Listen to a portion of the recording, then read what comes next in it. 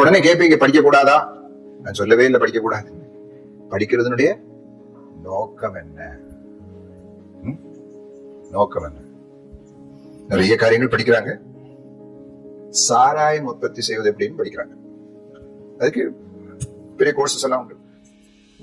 தவறான போட்டோகிராஃபி எடுக்கிறது எப்படின்னு படிக்கிறாங்க. அதுக்கு ஃபேக்டரி உண்டு, நிறைய உண்டு. உலகத்துல இன்னைக்கு எல்லாம் உண்டு. பாம்பு செஞ்சு கொலை செய்யறது எப்படின்னு, கிட்னியை திருடுறது எப்படின்னு சர்ஜன் படிக்கிறாரு. எஸ், பேஷன்ஸ்ல இருந்து பணம் முழுசும் எடுத்தவனே கசா பண்றது எப்படின்னு தெரியும். நிறைய உட்கார்ந்து படிக்கிறாங்க. போட்டியில ஜெயிப்பது எப்படி, கிறிஸ்துவே சொல்லுங்க சிந்தையை உங்களில் இருக்கு கிடவுதுன்னு எங்கேயாவது கத்துக் கொடுக்குறாங்களா? காலேஜ்ல கத்துக் கொடுக்குறாங்களா? இல்லையே.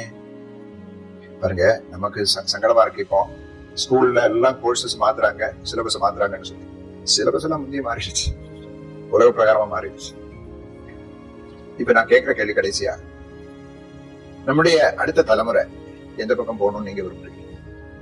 ஏயா பியா?